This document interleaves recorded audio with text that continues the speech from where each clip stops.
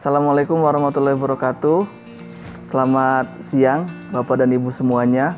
Sebelumnya kami ucapkan terima kasih kepada Bapak dan Ibu telah mempercayakan kami sebagai partner dalam pengembangan sekolah, institusi, pondok pesantren, juga perusahaan untuk mengembangkan English Area.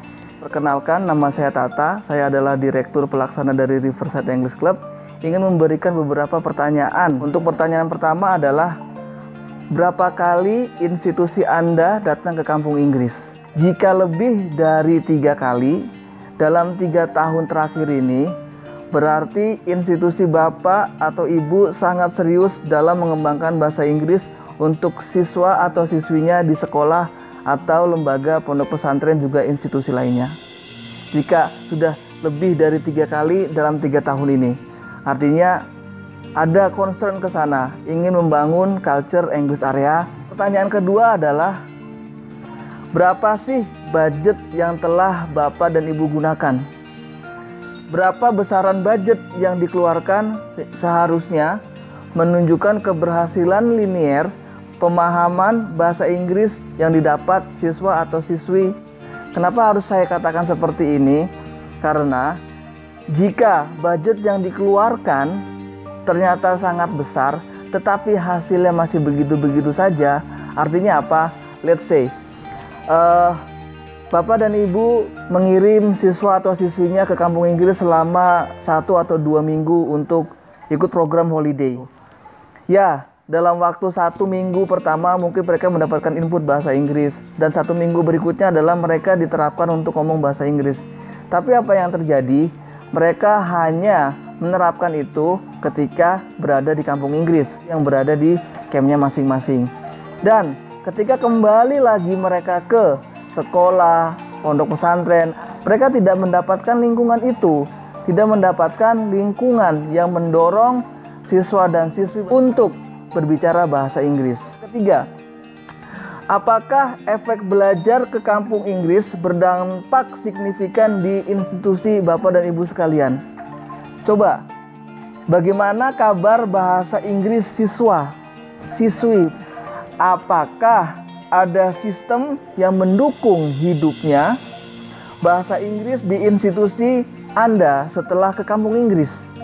Ini adalah pertanyaan yang sangat spesifik. Sistem, karena kita tidak berbicara orang per orangan. Seperti halnya kampung Inggris. Kampung Inggris mempunyai sistem. Salah satunya adalah pengaktifan English Area di camp-camp seperti yang mungkin jika Bapak dan Ibu telah berkunjung ke kampung Inggris sembari membawa siswanya ataupun sekedar survei. Pertanyaan selanjutnya adalah, apakah Bapak Ibu sekalian ingin mendapatkan hasil yang maksimal dengan low budget untuk pengembangan bahasa Inggris?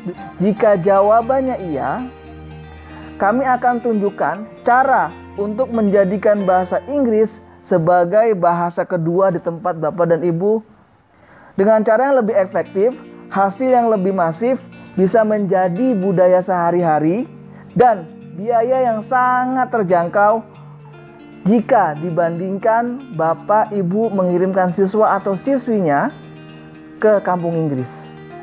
Jadi beberapa pertanyaan tersebut bisa dijawab terlebih dahulu. Jika iya, maka insya Allah kami bisa menjadi solusinya. Kami sudah bekerja sama lebih dari 24 lembaga, baik itu sekolah, pondok pesantren, universitas, juga perusahaan. Dan saat ini kami sedang mengembangkan kampung Inggris di Lombok Timur, yaitu tepatnya di Desa Teteh Batu Selatan, Kecamatan Sikur, Kabupaten Lombok Timur. Kami mendapatkan kepercayaan dari pemerintah Kabupaten Lombok Timur untuk membuat seperti apa yang kami lakukan di kampung Inggris Pare Kediri. Dan untuk pondok pesantren yang sudah bekerja sama dengan kami, kurang lebih ada 4-6 pondok pesantren. Salah satunya adalah Nurul Islam di Lumajang dengan jumlah siswa 700, mulai dari tingkat MTS dan MA. Yang berikutnya ada Qurratul Ayun di Padang Panjang, Sumatera Barat dengan jumlah siswa 120 siswa di tingkat MTS atau SMP.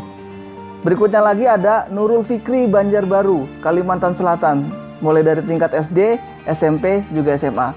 Dan yang terakhir adalah kita bekerja sama dengan Insan Cendikia Boarding School atau ICBS yang berada di Payakumbuh, Sumatera Barat dengan jumlah siswa sebanyak 2.500 untuk tingkat SMP dan SMA. Serta kami bekerja sama dengan Universitas Islam Lamongan atau Unisla untuk mengaktifkan English Area bagi mahasiswa di pondok pesantren mahasiswanya.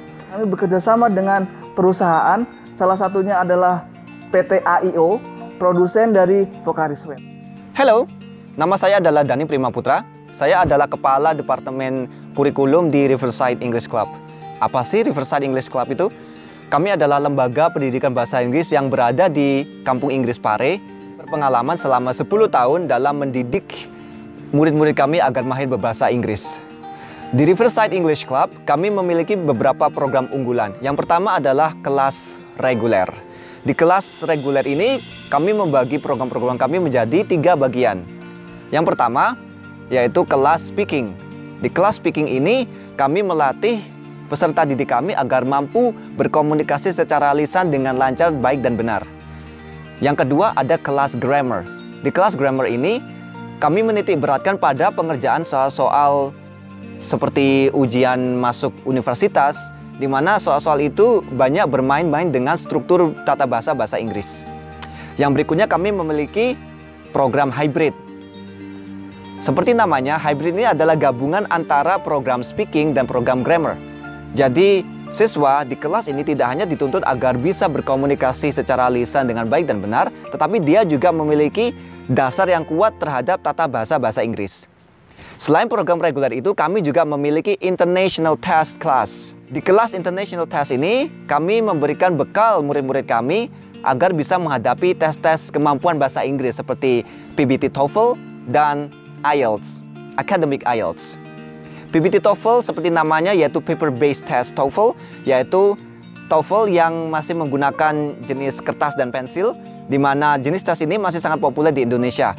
Biasanya cocok untuk orang-orang yang hendak melanjutkan belajar ke jenjang yang lebih tinggi seperti universitas maupun beberapa instansi pemerintah dan instansi pekerjaan biasanya masih mensyaratkan calon pelamarnya untuk lolos di tes ini. Yang berikutnya, kami memiliki kelas persiapan Academic IELTS.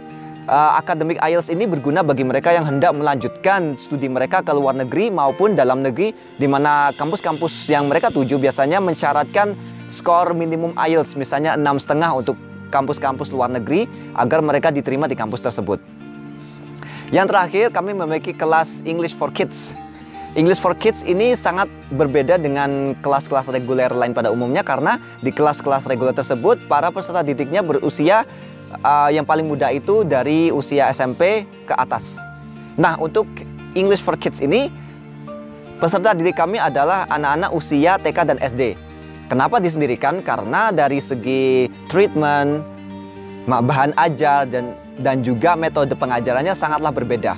Sehingga tidak mungkin kami mencampurnya dengan para peserta didik yang lebih tua. Kami memiliki sekitar 25 tim pengajar yang berpengalaman, karena rata-rata dari mereka paling tidak sudah berpengalaman mengajar bahasa Inggris baik di Pare maupun di tempat lain sekitar 2 atau 3 tahun ke atas. Selain itu, di tempat kami, para tutor tidak hanya dituntut agar bisa memiliki kemampuan bahasa Inggris yang bagus, tapi juga mereka harus memiliki attitude dan akhlak yang baik. Hal ini dibuktikan dengan tes kepribadian. Jadi, sebelum mereka bergabung ke Riverside English Club, mereka dipastikan lulus tes kepribadian kami agar nantinya mereka bisa mudah diajak untuk bekerja sama, dan di kelas pun mereka memiliki etos kerja yang baik. Oke, itu adalah sekilas dari lembaga kami. Untuk bagian berikutnya, kami akan memberikan penjelasan mengenai program English for School.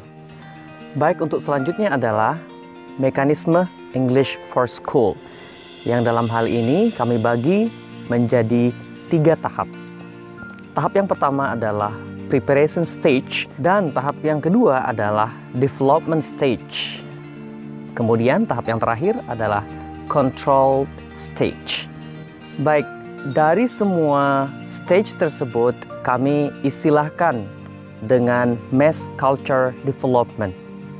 Pembentukan budaya, pengembangan, dan pengontrolan bahasa Inggris di beberapa sport yang pastinya dalam hal ini ditunjang dengan beberapa tentor ataupun koordinasi dengan pihak sekolah, teachers, guru, dan beberapa musyrif ataupun functionaries lainnya. Oke, baik. Di stage pertama, kami fokus pada pengembangan beberapa input seperti vocabularies, pelafalan, confidence club, dan class listening. Untuk memudahkan penyampaian materi, kami menerapkan personal approach, sehingga siswa benar-benar memahami, mengamati, meniru, serta memodifikasi beberapa materi yang kami ajarkan. Yang berikutnya adalah development stage. Di stage ini, kami sudah mulai mengaktifkan English area dengan target tidak hanya siswa, juga seluruh warga terkait dengan sekolah ataupun pondok pesantren dengan materi yang disesuaikan tentunya. Stage yang terakhir adalah controlling stage. Tujuan dari stage ini adalah memastikan English area berjalan sesuai dengan standar operasional yang sudah kami buat. Itulah tahapan-tahapan yang kami lakukan dalam melaksanakan program English for School. Ingin tahu lebih lanjut? Pastikan kami bisa hadir di institusi atau lembaga Anda. Saya Arif, thanks for watching. Assalamualaikum warahmatullahi wabarakatuh.